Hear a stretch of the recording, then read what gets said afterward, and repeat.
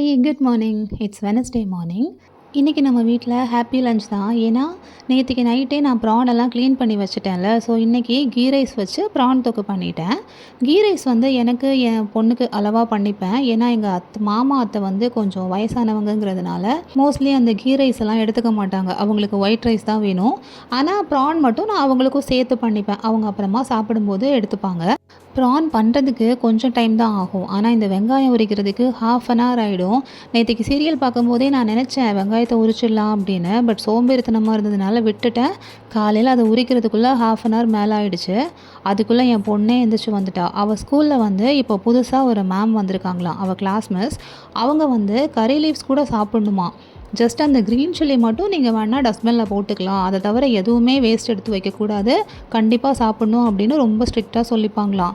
அதனால் அவளுக்கு சொல்லிக்கிட்டே இருந்தா, எனக்கு ஆனியன் நிறைய வைக்காதீங்க, ஜஸ்ட்டு ப்ரான்ஸை மட்டும் வைங்க, நான் சாப்பிட்டுப்பேன் அப்படின்னு சொல்லிக்கிட்டே உட்காந்துட்டு இருந்தா. ஸோ அவள் கேட்ட மாதிரியே ஜஸ்ட்டு கொஞ்சம் நிறைய ப்ரான்ஸ் அண்ட் கொஞ்சமாக மசாலாவும் வச்சுட்டு அண்ட் அவளுக்கு காலையில் ஒரு ஆப்பிள் ஜூஸ் போட்டேன். மார்னிங் ஸ்நாக்குக்கு குக்கும்பர் கேட்டிருந்தா. எல்லாமே கட் பண்ணி பிள்ளையும் ஸ்கூலுக்கு அனுப்பிச்சாச்சு. நிம்மதியாக ஒரு காஃபி போட்டு ஜாலியாக குடிச்சிக்கிட்டு அதுக்கப்புறமா நானுமே காலேஜ் கிளம்பி போயிட்டேன். எனக்கு